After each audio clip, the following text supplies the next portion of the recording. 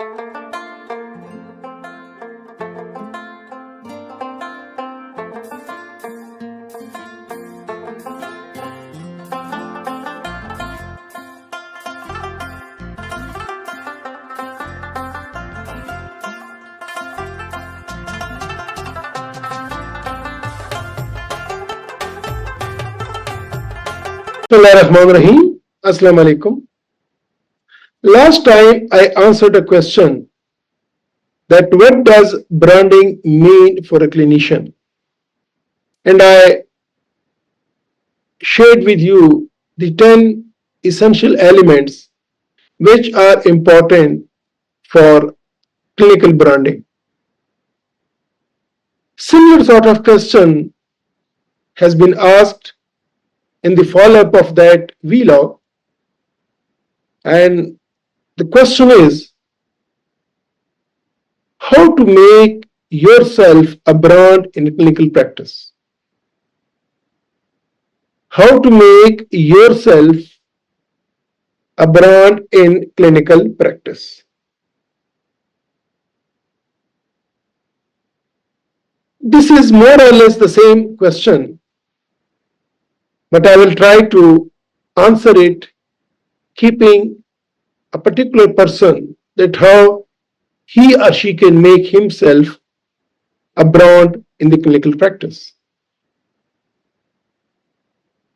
To establish yourself as a brand in the clinical practice, consider 10 steps. You follow these 10 steps, and after following these 10 steps, you can make yourself a brand. What are these 10 steps? The first step is you should develop a unique value proposition. You should develop a unique value proposition. And by this I mean that clearly define your areas of expertise, strengths, and what sets you apart from others in your field. I repeat, by unique value proposition, I mean that clearly define your areas of expertise, strengths, and what sets you apart from others in your field. You may be in medicine, you may be in surgery, you may be in gynae, you may be in gastroenterology, you may be in cardiology, you may be in orthopedics, in any field. Think what sets you apart from other fields, from others in your field. Second step, after developing a unique value proposition, is that you create a professional online presence. This is very, very important. Build a website, LinkedIn profile, and other platforms to showcase your skills, experience, and achievements. So the second step will be that create a professional online presence. Third step is publish thought leadership content. This is very important.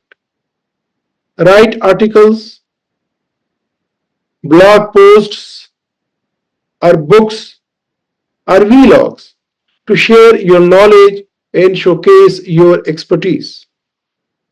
This is very, very important. Fourth step is speak at conferences and events. Present at industry conferences, webinars, and workshops to establish yourself as a subject matter expert. This is very, very important. The fifth step is that engage in social media. You should engage in social media. Share relevant content. participate in online discussions, and build a community around your expertise. The sixth step is they develop a unique clinical approach or methodology. This is very important. Develop a unique clinical approach or methodology. Create a distinctive approach to patient care or treatment that sets you apart. Seventh is build strategic relationships. Build strategic relationships. Collaborate with other healthcare professionals, organizations, or industry partners to expand your network and influence.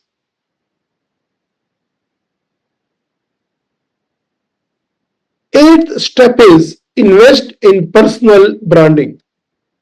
Develop a consistent visual brand, including a logo, color scheme, and typography. Ninth is seek out media opportunities. Appear on podcasts, radio, or TV shows to increase your visibility and reach. In today's digital era, this is very, very important. And number 10 is continuously improve and innovate. Continuously improve and innovate. Stay up to date with the latest research, technologies, and best practice to maintain your expertise and reputation. So I repeat the 10 steps again. Develop a unique value proposition. Create a professional online presence. Publish thought leadership content. Speak at conferences and events. Engage in social media. Develop a unique clinical approach or methodology.